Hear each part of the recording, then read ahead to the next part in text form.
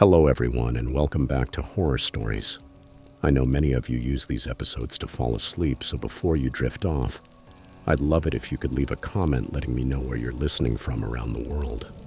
Also, don't forget to like and subscribe if you're enjoying the episodes. Story 1. Over the years, I learned that autumn is the perfect season for camping. There are no mosquitoes, no cicadas chirping, just fresh air, leaves crunching under your boots, and that kind of silence that's priceless. That October, I had a few days off work, so I loaded the truck with my usual gear. Tent, stove, cooler, chair, and those little things I always say I won't forget, but that I end up checking twice anyway. Headlamp, batteries, and my Mora knife. I wasn't trying to prove anything to anyone. I just wanted a weekend alone in the woods. I had a spot marked since spring, a small flat clearing about a mile down a ruttered forest road, big enough for a tent and a fire ring someone had left long ago. It wasn't an official campground, but it wasn't completely hidden either. It's one of those places you're glad to find available. I shut off the engine and sat for a minute. A crow cawed in the distance. Other than that, just that silence you drive hours for. I've done it so many times I can set up camp almost with my eyes closed. First the tent, then the tarp pulled tight. Mountain weather changes its mood when it wants to. I secured the rope to hang the food with a rock. The food was left hanging up high. The stove and cooler stayed in the back of the truck. I unfolded the chair by the fire ring. I tuned my beat-up AM/FM radio until a blues guitar cut through the static and let it play while I stacked wood. By the time the ribeye started to sizzle in the cast iron pan, the sun had already slipped below the ridge and the whole clearing glowed with the warm light of the fire and the sunset. That first night at camp is always my favorite. Everything is clean.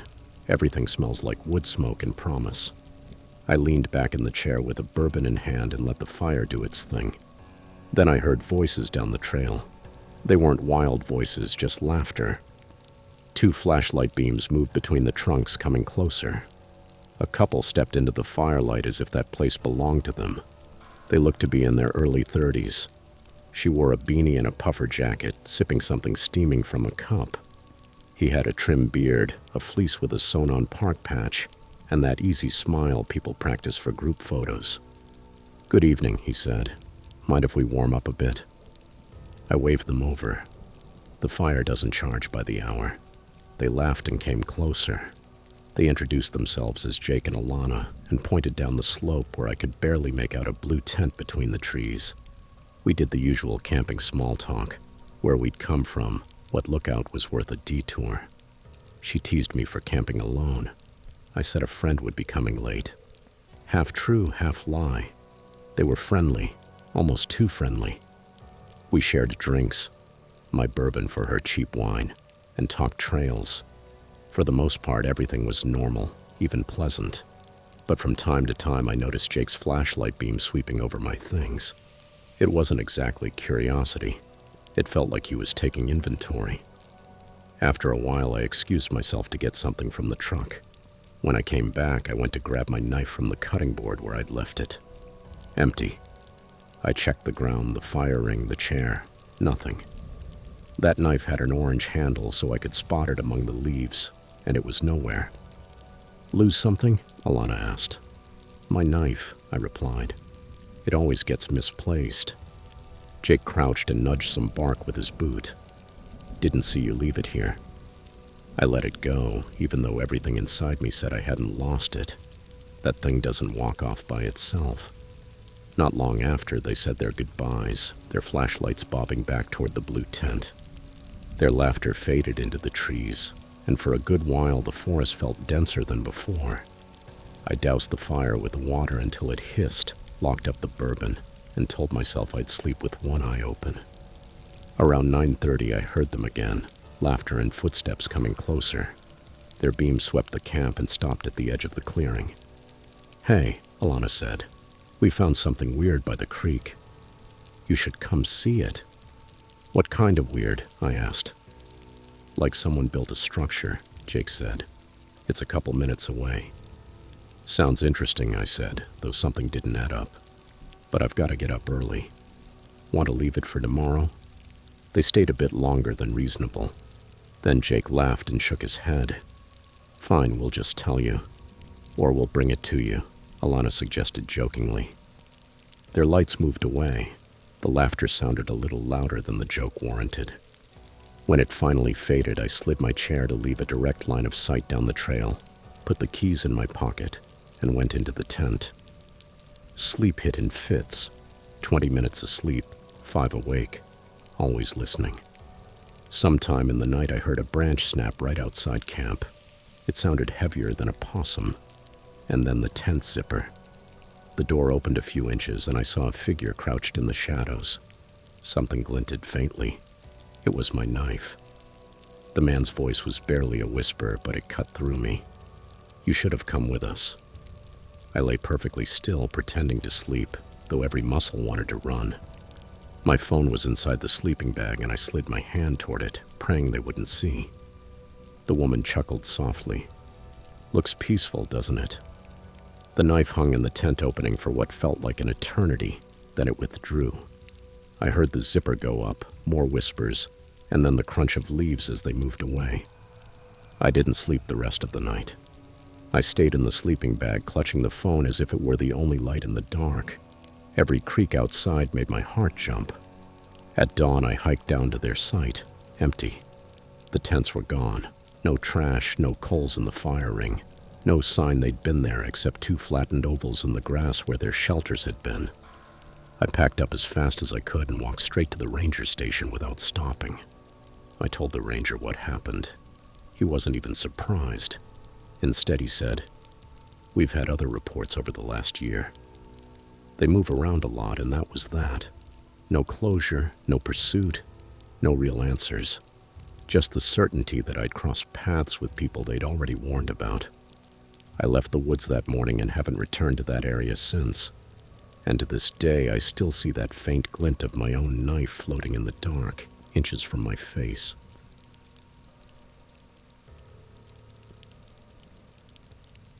Story 2. I've always been more of an indoor guy. I work in IT contracts, servers, routers, fixing problems when someone gets locked out of their own account, that kind of thing. But I grew up in upstate New York, and even though I've spent the last 20 years mostly in front of a keyboard, there's still a part of me that feels at home in the woods. When my son Ben turned 8, I promised him a real camping trip. Just the 2 of us. I wanted to give him a memory that would stick. The kind where years later you can smell the pine and hear the creek just by recalling it. My wife teased me, saying I was trying to prove I was still tough, but really what I wanted was time together. No screens, no Wi-Fi, just marshmallow stars and his endless questions about the universe. We chose the Lake George wilderness, not the touristy boardwalk part where families rent paddle boats, but the deeper stretch of forest where the trail signs are just worn boards nailed to trees. I wanted something simple. A few miles of hiking, set up camp, cook dinner, and let the kid fall asleep to the sound of the creek. The hike was short, easy enough for his 8-year-old legs, but long enough to feel like we'd gone somewhere. We only passed one couple heading out, trekking poles in hand. They told us there was a free spot by the creek. When we found it, the sun was already sinking. The clearing was just big enough for a tent and a fire ring, with a perfect log to sit on. The creek bubbled about 20 steps away, sunlight flashing under the branches. Setting up with an 8-year-old isn't quick, but it's thorough. He staked the corners, tested the flashlight until I had to tell him to stop flipping it to strobe mode, and christened our hanging food bag the pantry on a rope. Dinner was boxed mac and cheese and sausages roasted until the ends split open like in cartoons. We burned one marshmallow on purpose because, according to him, that's tradition, Dad. Night fell into that deep Adirondack silence where sound travels far, but nothing breaks it. The fire dwindled to glowing teeth. When we finally got into the tent, Ben asked me if satellites were stars with jobs. I told him yes, and he fell asleep mid-sentence, his small hand tucked under his cheek. I woke before dawn. The light was gray, still faint. I rolled over and blinked toward the fire ring. A man was sitting on the log. He wasn't rummaging through our things or wandering. He was just there, hands clasped, watching the tent like we had invited him. He looked older, 60 maybe more. He wore a wool cap, a jacket that once might have been part of a suit. His face was clean and he was smiling. Not broadly, not threatening, just smiling. What struck me wasn't his expression, but what he didn't have. No backpack, no canteen, no flashlight, no nearby tent. Nothing to explain why he was calmly sitting beside our dead fire at dawn. Ben was still asleep. I didn't move for a long while. Instinct told me stillness was smarter than noise. Finally, I said, "Good morning." Then he spoke. Just wanted to see what kind of people would sleep with their backs to the trail. That was all he said. He looked past me toward the back of the tent where we'd been lying all night. He wasn't wrong. The trail ran right behind us. Our heads faced the creek. Our backs were exposed. I wanted to ask him 100 questions. Who are you? Where did you come from? Why are you here? But each one felt like giving him too much. Instead, I said, "I didn't hear you come in." He nodded once, like that was the right answer. Then he stood, brushed off his pants with both palms, and walked uphill into the trees. Not toward the trail, not toward anything marked. He didn't look back, didn't hesitate, just walked until the forest swallowed him. I stayed frozen until the birds began to sing. A few minutes later, Ben woke, hair flattened on one side, asking if it was pancake time yet. He squinted at the log and said, "Was someone here?" "Just a hiker passing by," I told him. He grinned. "Like a ninja?" "Something like that," I said. We ate oatmeal, filtered water, took a short hike during the day, but my eyes kept drifting back to the log, to the trail, to the spot where that man had sat uninvited. When we packed up camp, I set the tent facing a different direction before taking it down. The door toward the trail, not away from it. Maybe it was silly, but it mattered to me. Back home, Ben told my wife we camped with a ninja who appeared in the morning. She laughed. I didn't correct him. I've told this story only a few times since, always trimmed down, spun as a quirky encounter in the woods. But the truth is, it unsettled me in a way I can't explain. I never heard him approach. He carried nothing. And he sat there smiling like he'd been waiting for us to wake up. It's been more than a year, and I still pitch my tent differently. Story 3. I had been traveling alone for almost a year when this happened. By then, camping solo no longer scared me. On the contrary, I enjoyed it. That sense of independence, the absolute calm, the way you could wake up among the trees and feel like the world belonged to you for a few hours before anyone else appeared. My friends thought I was crazy for taking road trips with nothing but a tent, a backpack, and my small car. But I loved that feeling of self-sufficiency. It was October 2022, the perfect time to head into the Ozark National Forest. The weather had cooled just enough to make hiking pleasant, and the bugs were no longer much of a problem. I planned to spend 3 or 4 nights hiking, journaling, and giving myself a break from the noise of the phone and everyone's opinions. I parked at one of the smaller access points. Nothing official, just a patch of dirt with a wooden sign almost swallowed by vines. I walked slowly, taking photos of mushrooms on the edge of the trail, stopping at overlooks where the trees spread out like a painted tapestry, and pausing at a stream to refill my bottles. By evening, I found my spot, a flat clearing surrounded by tall oaks, with an old circle of stones for a fire pit. Perfect. I lit the fire, leaned back against my backpack, and watched the sparks rise into the canopy. It felt safe. At first, it always feels safe.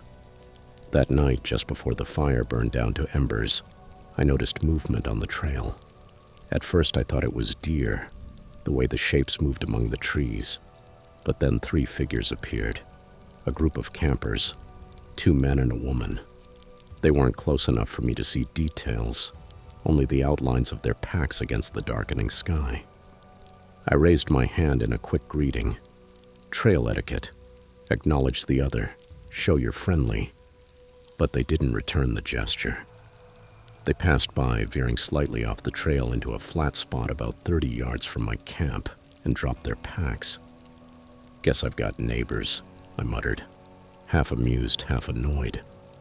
I had chosen that clearing because it felt remote, but the forest doesn't belong to anyone.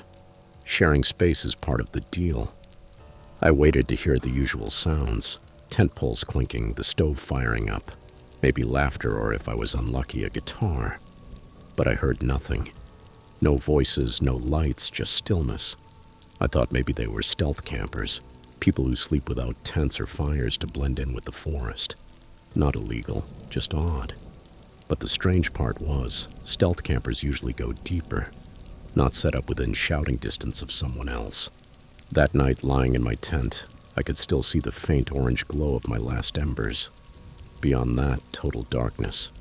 And further still, 3 people sitting in silence in the shadows. I told myself not to worry. Everyone camps in their own way. Still, it took me a long time to fall asleep. The next morning, I woke to light filtering into the tent. I unzipped, stretched, and looked over at their spot. There they were, still sitting. No fire, no stove, no smoke, no voices. I forced myself to call out a casual, "Good morning." No reply. The woman barely turned her head, just enough to show she'd heard me, then turned back toward the trees. I made my coffee, pretending it didn't bother me, but the silence clung to me all day. By the second night, the unease was heavier.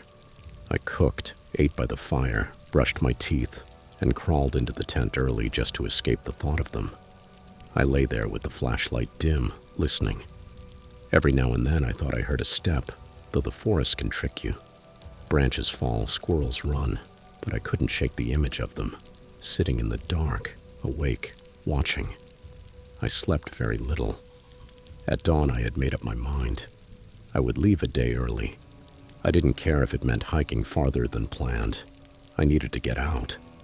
I packed quickly, rolling up the bag, stowing the tent, tightening the straps. Just as I hoisted my pack, I caught movement out of the corner of my eye. The 3 figures had stood up. They didn't speak, didn't shoulder their packs. They just rose in unison and turned toward the trail. I did the same. I walked at a steady pace, not hurrying but not slowing either. Their footsteps echoed faintly behind mine. They didn't get closer, didn't fall back. They just followed. Every hair on my body was on edge. Half a kilometer ahead, the trail split. A wide path went straight, and a narrower one veered through the rocks. I knew that shortcut. It was tricky, but it looped back to the road. I decided in a second and ducked into it, crouching among the cedars. They didn't follow, but I didn't trust it. I found a gap among rocks and brush, crouched and waited. Minutes passed. Then I heard them. Footsteps on the main trail. They didn't talk or call out, but as they passed the split, one of them turned their head directly toward where I was hiding. My breath stopped. The figure paused for a moment, listening before moving on. The 3 kept walking until the sound faded. I stayed hidden almost an hour before daring to move. When I finally returned to the trail, the forest seemed empty again. Just birds, just wind. I didn't stop until I reached the access point. Even there, I kept looking over my shoulder. My car felt like a lifeboat in the gravel lot. I drove straight into town, shaking so hard I left damp marks on the steering wheel. I never saw them again. I reported it at a ranger station, but without names, details, or a crime, there wasn't much they could do. Probably just odd hikers, the ranger said, though even he looked uneasy. 3 people, no fire, no light, no voices, just silence. And that silence followed me down the trail like a shadow that wasn't mine. To this day, I avoid camping near others. Noise can be annoying, but silence, I learned, can be much worse. Story 4. I consider myself a pretty easygoing camper. Nothing extreme.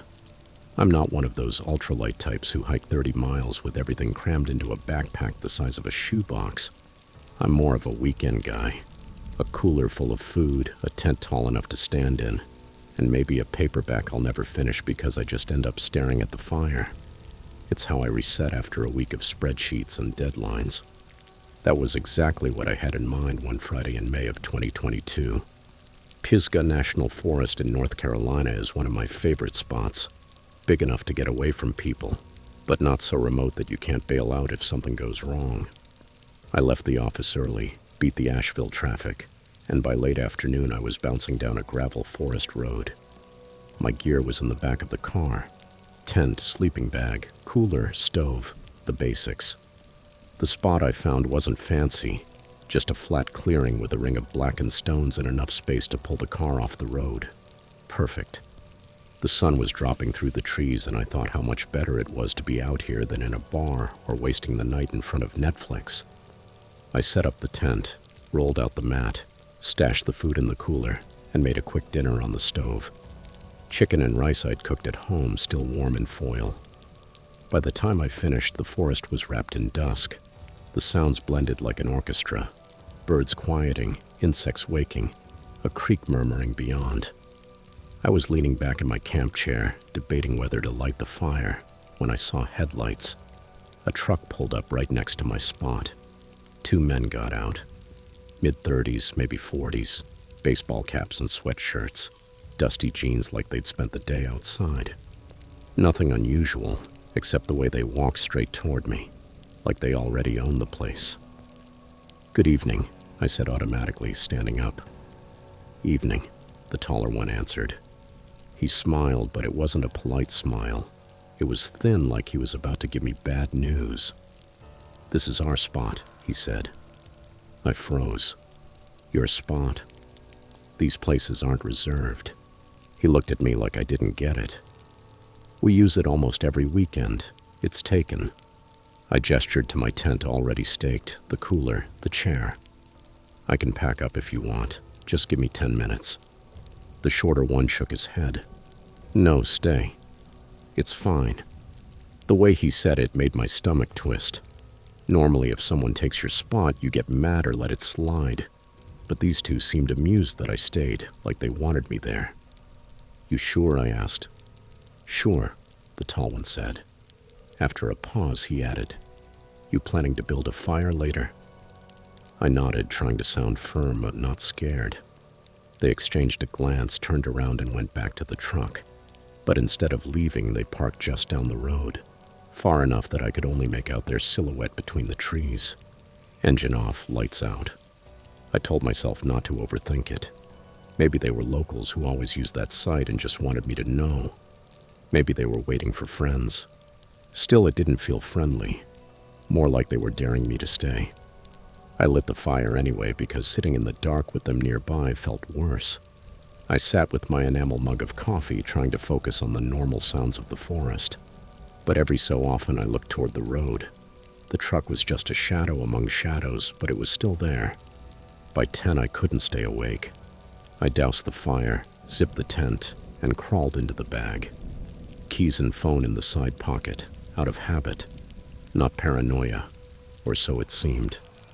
I dozed a bit, waking whenever an owl hooted or the wind shook branches. The forest has a rhythm. You learn what's normal and what isn't. Around midnight, I heard something new. Whispers. At first, I thought it was the wind pulling through the leaves, but then I caught the cadence of words. Low voices, 2 of them. Very close, right outside the tent. My throat went dry. I stayed perfectly still, straining to listen. The voices moved along the side of the tent. I couldn't make out words, just intent. A conversation not meant for me. Then came the sound that still wakes me sometimes. The soft metallic rasp of a zipper. My tent zipper. Slow, just a few inches. I didn't think. One hand grabbed my phone, the other yanked open the opposite flap. Cold air rushed in as I bolted out. I ran barefoot, rocks and branches cutting my soles. I crashed into the woods, branches whipping my arms, until I ducked behind a fallen log. My heart hammered in my chest, lungs burning. I clutched the phone tight so it wouldn't light up. At camp, the whispers went silent. I heard movement. The cooler lid creaked, then nothing. I stayed hidden what felt like hours, though it was probably less. The insects picked back up. My breathing slowed, but every time I thought of going back, I remembered that zipper. Finally, gray dawn filtered through the trees. I crept back carefully. The site was almost the same. Tent half-zipped, chair tipped, cooler closed. No trace of the men. The truck was gone. I didn't pack neatly. I threw what I could into the car, left the chair and tarp, ripped the tent up with stakes still in and stuffed it in the trunk. In seconds I was in the seat, doors locked, gravel spitting under the tires. I didn't breathe easy until I hit asphalt. At a gas station outside Brevard, I pressed my forehead to the wheel, exhaling. The sound of the zipper echoed in my head like a loop, the metal teeth splitting in the dark. A week later, I went back with a friend to recover what I'd left. In daylight, the place looked harmless, just another clearing with blackened stones. But the cooler was off to the side, empty. The chair was gone. We told a ranger, the short version. "Next time call, even if you're not sure," he said. I haven't camped in Pisgah since. I still camp, but differently now. I trust my instincts. The keys always stay with me, never inside the tent. I don't argue with that inner voice anymore when it says, "Pack up and go."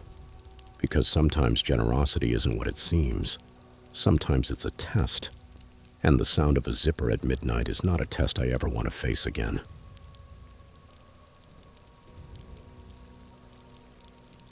Story 5. That September I turned 39, and instead of cake or drinks with friends, I celebrated the way I've marked many milestones in recent years. In silence, with a backpack on my shoulders and a trail under my boots. That year had been especially hard. Work drained me completely. Endless screens, nonstop calls. I was exhausted, and I knew if I didn't reset, I would burn out for good.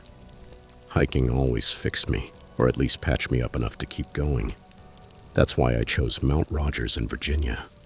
It's not the tallest peak in the Appalachians, but it's wild and remote enough to make you feel swallowed by the mountain. The Grayson Highlands just to the north get the fame for their wild ponies and open meadows. But I wanted solitude. Thick trees like walls, streams you hear before you see, trails that feel older than you. I left on a Friday, tossed my gear in the car, and drove until the highway turned into back roads.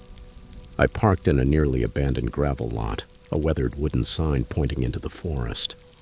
My plan was simple: hike a few miles, set up camp near a creek I'd marked on the map, and spend 2 nights disconnected. No big goals, no long distances, just breathing. The trail started open, brush brushing my legs and a sky streaked pink. Then it closed in among fir trees. The ground was soft, needles muffling every step. Just me, the silence, and the woods. I reached the creek with just enough light left to set up without stumbling. Water ran shallow over stones, clear and cold. The spot was perfect. Flat ground, natural wind shelter, dry branches for a fire. I pitched the tent, hung the food, and lit a fire. Dinner was instant noodles, that sodium bomb I always pretend to regret but secretly crave after a hike. That's the essence of camping alone. Routine brings comfort. Collect wood, boil water, tighten ropes. Everything anchors you, and the fire is your company. I sat on a mat, letting the smoke soak into my jacket, watching the flames. The creek filled the silence like white noise in an apartment. By 9, the forest had swallowed the last light. The fire sank to embers. I washed my pot, set it by the pack, and crawled into the tent. I woke in the middle of the night. Outside, the fire was nothing but a faint glow. I heard the creak and the occasional crack of a branch. Then I heard them. Footsteps. At first, I almost ignored it. The forest is full of sounds, and your mind tries to shape them into something familiar. But this wasn't a deer. It wasn't a raccoon. It wasn't the wind. These were human steps. They circled, pacing around my camp. A few steps, pause. More steps, another pause. Like someone tracing the perimeter, just beyond the fire's reach. My hand rested on my boots so I wouldn't knock them over if I moved. The steps were slow, deliberate. Whoever it was knew where to place their feet. And most unsettling of all, no flashlight, no beam cutting the dark. I've camped enough to tell the difference between a lost hiker and someone there with intent. The lost ones call out, stumble, shine lights, mutter. This wasn't that. The steps stayed right at the edge of the glow. They stepped barely into the light and then withdrew, as if they knew exactly where my vision ended. I slid the sleeping bag down to free one arm and eased my hand to the tent zipper. Every sound felt deafening, though maybe it was just in my head. I opened the smallest slit. Through that gap I saw him. A man. He stood just beyond the fire, right where the light surrendered to the dark. Not tall, not short, average build, dark clothes. He didn't move. He just stood there watching my tent. No flashlight, no backpack, nothing reflective. Just him positioned so I could see him without seeing him clearly. I didn't say a word. Couldn't. My throat locked. He stayed maybe 20 seconds, though it felt endless, and then stepped back slowly until the dark swallowed him. The footsteps stopped. The forest seemed to reset, but he had been there. I zipped the tent shut again and lay there, breathing fast but trying to look calm. I never heard him again. I didn't move until the sky shifted from black to gray. At dawn I stepped out, boots laced tight, eyes scanning. Everything was the same. Food bag hanging, pot resting, fire reduced to ash. But where he had stood, the ground showed faint signs, disturbed needles, flattened leaves. Nothing clear, but enough to know I hadn't dreamed it. I packed in a rush, stuffed the tent without folding, threw gear into the pack. 2 trips to the car, each faster than the last. On the second, I kept looking over my shoulder, convinced I'd see him again at the tree line. I left a note in the ranger station trail box. Strange encounter. Man circling camp. No flashlight. Disappeared into woods. I left my number, but never got a response. For weeks I slept poorly, waking at 3 or 4 in the morning, convinced I heard footsteps outside my apartment window. I think about him. The way he stood there, silent, not coming closer, just letting me know he was present. I don't know what he wanted. I don't know if he was testing me, if it was curiosity, or if he had something worse in mind and changed it. What I do know is this. The forest is full of sounds, but silence is also a sound. And that night, silence said more than 1,000 words. I still wonder what scared me more, that he was out there in the dark with no flashlight, or that he seemed to know exactly where the firelight ended. If these camping stories have shown you that nature doesn't always mean peace, hit like, subscribe so you don't miss the next scare, and tell me what you'd do if it were you in that tent. Because sometimes the trail gives you company you never asked for. Thanks for watching. Stay alert, stay safe, and I'll see you in the next nightmare.